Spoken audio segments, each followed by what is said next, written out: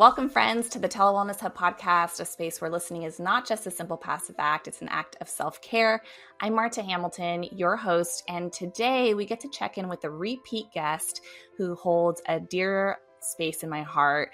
Through our podcast interviews is how we met, and she and I recorded an episode about grief during the holidays that you can revisit, as well as some other episodes, but that specific episode we recorded precisely weeks before my grandfather passed, the day after Christmas. So her words are so encouraging, truly on a personal level, also on a professional level, and her insight is so valuable. I'm so grateful that Wendy Kessler is here today. Wendy is a private practice grief counselor and educator. She offers one-on-one grief counseling, facilitates support groups, and offers professional training about how we can actively grieve so that we can adapt to all the unwanted changes of loss and create our unique path forward through pain. When our grief path is overwhelming, unfamiliar, or uncertain, it helps to have a grief guide. So welcome, Wendy, our grief guide for today. Thank you, Marta. I'm so happy to be here and continue our conversation. Yes, I'm excited to talk to you a little bit about just grief. I know we've done some really focused episodes on different subjects within grief. And if you are listening, I encourage you to check those out after this episode, just to kind of dive in a little deeper. Today, I want to talk about some things I had noticed in my research really starting to pop up in terms of what people are searching and curious about. So why don't we start with first just reviewing what is grief? Grief is our natural response to loss. It is the process that's wired into human beings that helps us to, to process emotions. I mean, everything you said in the introduction, adapt to loss, all the things that need to happen when we are living with the pain of loss. Grief it can be really helpful to understand that there's a difference between grief and grieving. And sometimes we use those words interchangeably, but actually grief is a noun. It's all the things that we feel and experience. And then there's grieving, which is the process that helps us move through that pain and kind of find our path forward. And so grieving is actually very active. It's this active process that we engage in, and we utilize our coping and our resilience to be able to, again, to process the emotions, adapt to the changes, and also to form a new sense of identity is such an important part of grief work as well. Creating continuing bonds to a loved one who's passed, or relinquishing bonds if we need to, that is also a really essential part of moving forward. And so it is, grief is so misunderstood because we live in a very pain avoidant society. And a lot of times we feel like if we avoid grief, we can avoid the pain of loss. And actually, when we avoid grief, we just add suffering to the pain of loss. It is really this paradox that grieving is the path forward. It's not the problem. When we avoid grief is when we get stuck in the pain of loss, and that adds additional suffering. So learning how to grieve, I really do believe, is one of the most essential life skills that we can learn, because we're all going to experience loss throughout our lifetime. And really the ability that humans have, and this process of grieving has survived, tens of thousands or hundreds of thousands of years of social emotional evolution. Grieving is still our most effective, adaptive process to be able to manage the painful loss we experience. So understanding and knowing how to grieve is really essential for hopeful, purposeful, meaningful living. What you mentioned is so true. I think I've used the noun and the verb interchangeably. And so it's so interesting to think about it in that way. And when you really think about how adaptive and helpful it is, and I love what you mentioned about the opportunity to actively go through the process of grieving, to release ourselves from the space of being stuck in suffering and pain. And I'm curious, because I've heard about the stages of grief, and briefly, I guess, in graduate school, we're briefly taught some models, right? It's here's step one, here's step two, here's the stage of it. Can you share a little bit about how the stages of grief or grieving in the grieving process, how that plays a role in the active process of healing and working through loss and grief? Absolutely. I really enjoy discussing this topic. I've come full circle to being a big fan of Elizabeth Kubler-Ross, who is the person who published the 5-stage model of grief. That is the one that is still most widely taught and the model most people know, which is the stages of grief are denial, bargaining, anger, depression, acceptance. And this is how we understand, most people understand grief to work, that you go through these 5 stages in these orderly steps, and then you reach this place of acceptance and you move on with your life.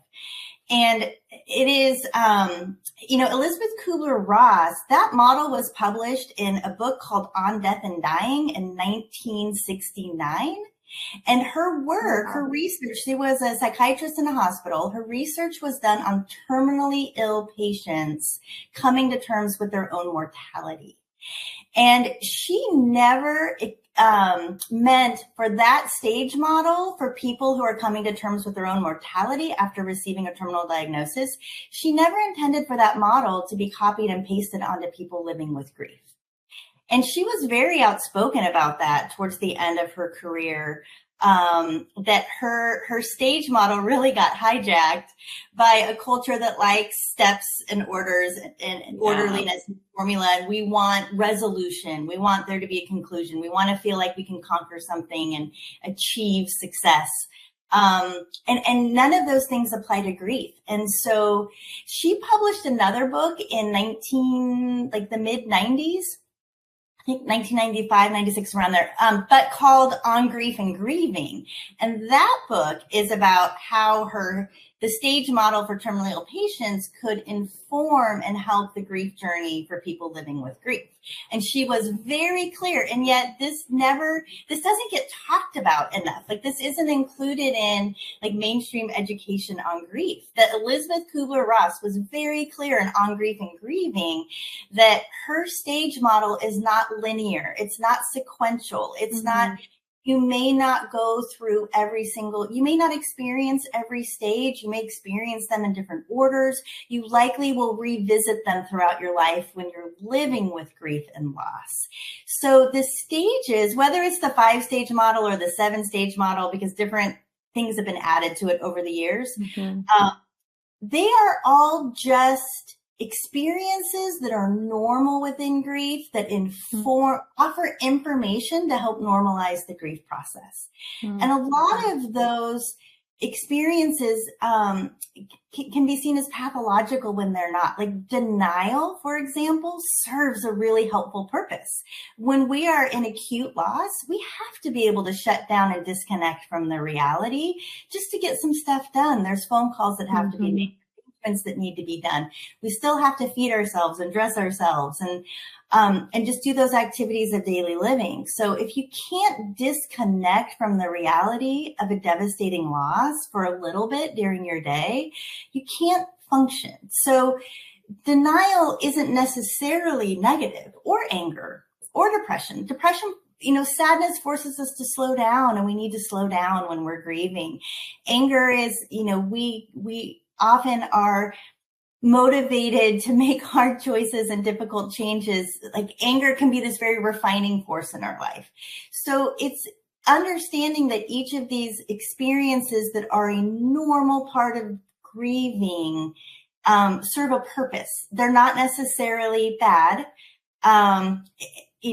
It is, every coping strategy can be adaptive or maladaptive. It just kind of depends on our motivation for why we're utilizing that strategy or what we're experiencing. So it's just the stage model can be really helpful for grievers as long as it's taught and understood as normal experiences within the grief journey that happen in a unique order and in a unique way for each individual griever, and that you're never totally done grieving. And there's a lot of quotes out there from Elizabeth Kubler-Ross about that grief never ends with a loved one, because grief is the flip side of love. And as long as you love someone who's died, you're going to grieve that they're not here. So, but we, as we grieve, we are able to find, create renewed connections that can offer comfort, and we can bring them forward with us as we keep moving forward in life. And acceptance is not about being okay with a loss or being okay with the absence of a loved one. Acceptance is merely accepting the reality that a loved one is gone, or accepting the reality of a loss in our life. And when we accept it, it opens us up to exploring and understanding and activating our own agency of, well, then what do we need to do to be able to adapt to that loss? So acceptance is so misunderstood and can sound really cruel and insensitive to someone who's grieving a loved one if they think that means they have to be okay with it, that they're gone. And they don't. You will never be okay with it. And what you learn and gain and the wisdom and compassion and growth that can come from loss never makes it worth it. And that's all okay. And yet humans have this amazing capacity to be able to work through loss, adapt, grow around it, and continue to live a satisfying, meaningful, beautiful life. Like, that's what the miracle is. Gosh, grief is the flip side of love. I hadn't heard that and that described that way. And I think it's so helpful to hear that. And also everything you described, even for loved ones who are walking through a journey of a major loss for someone else, or who are grieving, because I think like you mentioned, I think we live in a society, we like action items, we like check marks and lists and accomplishments, and we're pain avoidant. So I think sometimes it can, and I think I speak a little bit on a personal level, but what you're speaking, I think sometimes in wanting to help others through their, as non-professionals, right, as loved ones and friends, but want to offer some type of support, we kind of try to, it's helpful to understand that their stage is normal, to be expected, and offer some kind of deeper understanding and knowledge for them, and knowing that it comes through the flip side of love, right? Yes, because I just think about how I think sometimes I feel like I've seen people want to push people through stages, like, let's get out of the denial, or for loved ones, or even themselves, I feel like I need to be somewhere else. And what I'm hearing is everyone is unique, and you can't fit everyone into a certain mold of timeline, of reactions, of the experience and the process. Right. And the best way to support someone is not to try to move them along or to help them or fix. It is just to be present with them, to witness their experience, to validate their emotions, and to be willing to show up and be present, and kind of in that same space where with what they're experiencing in that moment for their grief, without the griever feeling judged for having that emotion or feeling. Absolutely. And, something that I had seen in my research come up, and I'm curious about, is what does bargaining mean in relation to grief? Like, what is bargaining in the grieving process? Yes, that is a great question. And in Elizabeth Kubler-Ross's original 5-stage model, again, on death and dying, patients with terminal illness, bargaining is that stage where, right after their denial of, there has to be something else we can do. Let's find a different doctor, find a different treatment, find a different, like, all the ways that we just try to change the narrative so the reality of mortality isn't true. In grief, what bargaining looks like in grief is all the ways that we second guess ourselves, all the ways that we kind of get stuck in shame and blame and guilt and regret. And we think about, I should have done this doctor should have done that, this should have been said, the ways that we really can kind of torment ourselves in grief of, if I had done this or not done this, or a doctor had done this or not done this, the outcome would have been different. My loved one would still be here. And often this comes up in every grief counseling session. And often what that is rooted in is, and it's rooted in many things. I don't want to oversimplify. One of the things that can be rooted in is we would actually rather feel guilty than feel helpless. And the reality is we are helpless to save a dying loved one. And it's very hard to confront that as part of our grief. And so if we feel guilty, it means that there was something that was controllable that didn't happen correctly that caused this pain in my life, which can actually feel easier for our heart, minds, and soul to absorb than the reality of the helplessness that we have, that grief can come crashing into any of our lives, grief and loss at any point. And there often is, we can't control it. That's a hard reality to live with. Yeah, that's just hearing it is really impactful. Yes, it's huge. So a lot of grief work is just, and that's part of the acceptance too, right? Like accepting the reality of the helplessness, and bargaining can be the shield that we put up to want to try to avoid having to confront that reality.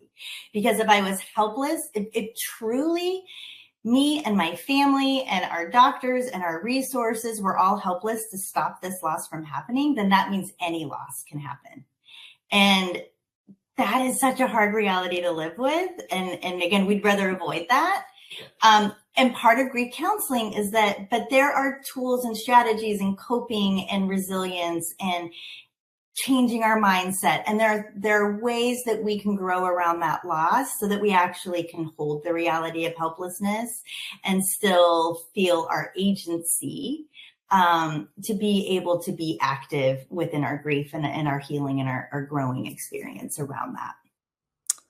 Yeah, that's huge. That is huge. And I had also looked at that because it looks like the bargaining can come just out of curiosity. The bargaining comes, I guess, during the grief. Can it be part of the grief, like anticipatory grief? Because I had seen some terminology about anticipatory grief. So I'm curious, one, does bargaining play a role in that? Or how does anticipatory grief differ from post-loss grief? Yes. Well, anticipatory grief is grieving a loss we know. We do kind of pre-grieve a loss that we know is coming. And then there's post-loss grief, and they are different. And anticipatory grief is so important to name because we do need to be grieving the secondary losses that are happening. When a loved one has a terminal diagnosis and is in decline, the losses start before the moment of death. There are changes. There are, life winds down like a clock, and things stop. Parts of a relationship stop, and end, before our loved one dies. And so we start grieving those losses and those changes all along the way. And when we don't name them, give ourselves permission to feel them, process them, it adds to that sense of overwhelm, and almost feeling paralyzed by the intensity of emotion when we don't have the release of recognizing, oh, I'm grieving the loss, that it's hard that my loved one could walk last week and now they're having a hard time getting around, or they can't converse with me the way that they used to be able to converse. Like those are real losses that, again, grief is how we adapt to any loss, not just death loss, but all the non-death losses too. So there's a lot of non-death secondary losses that we're experiencing as we approach end of life. And grieving those is important. And part of anticipatory grief is that we're learning coping strategies, we're building resilience, we're understanding what we need to adapt to loss. And that's important and it matters and it's helpful, but it's also so necessary to understand, because sometimes, again, we want to be efficient people, and we want to, there can be this mindset, if I participate wholeheartedly in anticipatory grief, then post-loss grief will be easier. And that's actually not true. Yeah, I was curious about that. No. It's not true. And it's important to recognize that it's necessary and beneficial to grieve anticipatory grief, to just have relief from the overwhelm of the secondary non-death losses. But the moment our loved one dies, it's a completely different loss, like experience of loss and grief, to have our loved one not physically in this world anymore. And it is a new experience of grief. There's no anticipatory grief doesn't give us a shortcut through post-loss grief. And just to be prepared for that. But anticipatory grief, when we participate, we can learn coping strategies. We can understand our grieving style better. We can know better what we need and what's helpful for us in grief. That certainly helps, but it's not going to be a shortcut or lessen the post-loss grief. We still do have to go. What about anniversaries? Because as I'm hearing this, I'm wondering how, I know everyone is different. Every case is different. And I remember in some of our previous episodes, you've shared some stories about how different people might approach an anniversary of a loss. And I'm wondering, because I'm hearing the anticipatory grief, there might be some of that with recollecting, perhaps. I don't know. When it comes to anniversaries of a loss, is there, and it never ends, like we talked about, the process of grieving a loss. What is your approach to guiding someone through that? Yeah, this also comes up with all of my clients and in my personal life as well, because we do post-loss, we anticipate the anniversary of a loved one's death or their birthday, or like those dates that come up on calendar. There's a lot of angst with those dates coming up. And so this again is where agency is helpful in recognizing we don't have to passively grieve. We don't have to just white knuckle, try to bear it and endure the pain and get through it. That I encourage my clients, make a plan for that date. Make a plan. Like when you see that date coming up on the calendar, make a plan for how you want to spend that day. Do you just want to do something fun? Do you want to spend time with friends and family, or do you want to actually memorialize, remember, honor your loved one in some way, or something else? And there's no right or wrong. Do you want to spend the day binge watching your favorite TV show? There's no right or wrong in how you choose to spend that day. Just make a plan in advance, because that's activating your own agency, that you don't just have to passively endure the day. And the morning of that day, if you wake up and the plan that you've made feels wrong, then ditch the plan. That's still utilizing agency. And that still is more helpful than just feeling like there's nothing I can do. I have to passively endure this. So creating a plan is so important. And also what's fascinating on this topic is that as people move forward in their grief, and kind of more time, there's more time between loss, in the grieving journey. Sometimes it's hard to imagine when you're in early grief, but years past the date of death, sometimes you can't forget that date is approaching.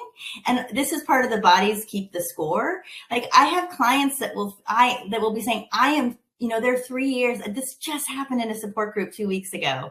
Someone was saying that they just feel so off, and we're naming all the reasons that they were feeling off.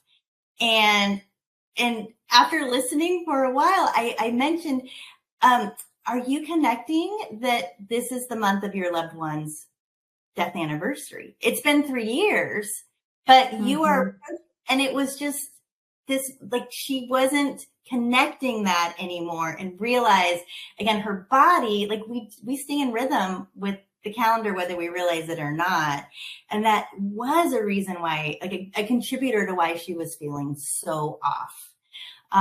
So it is important to be intentional with how we spend those, how we plan for those days, even if we reject the plan the day of. I love that, to be able to have that. And it just sounds like you offer so much support through your grief counseling. Just real brief, like, what is grief counseling?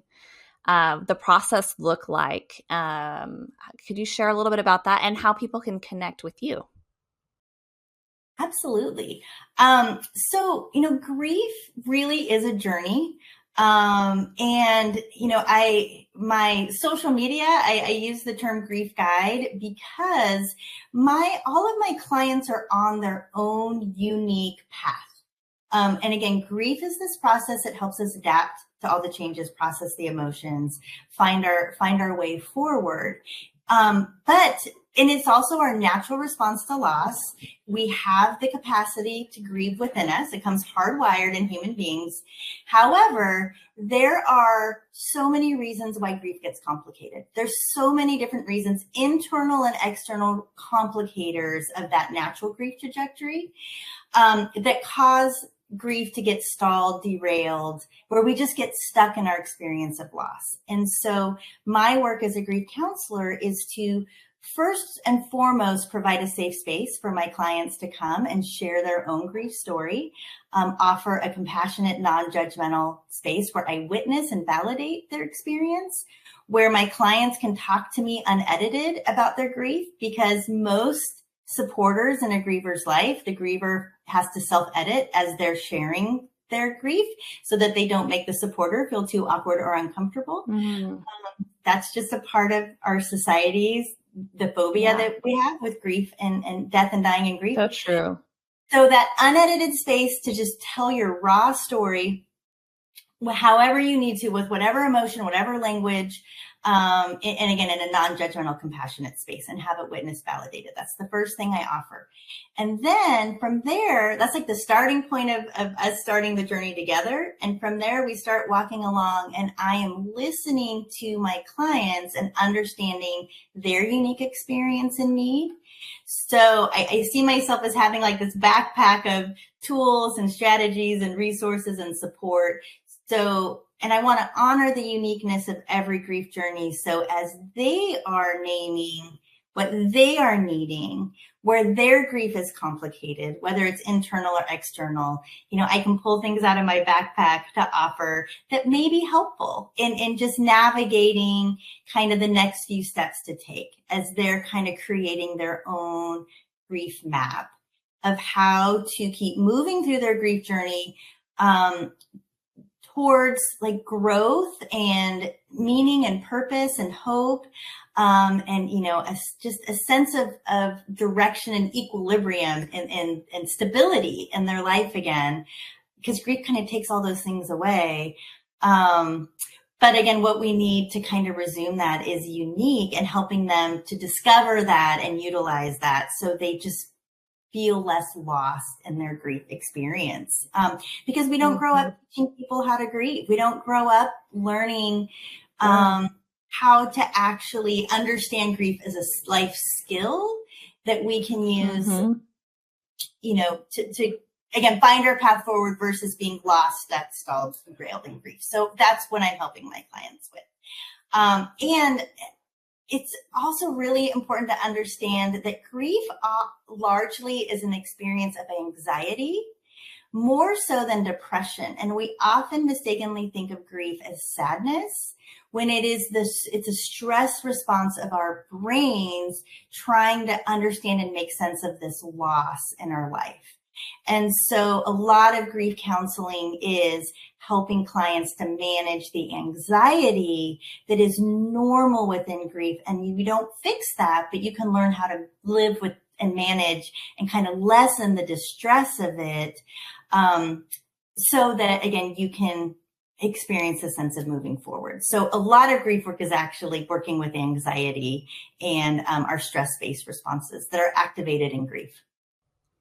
What an amazing gift to have you to guide us. And I hope these conversations open up other conversations at homes, at schools, among professionals. Just so important to look at this. Like you mentioned, we all experience this through the history of time, and we all will experience a loss, and ourselves as well. So I love that all the support that you offer, and what a life-giving gift.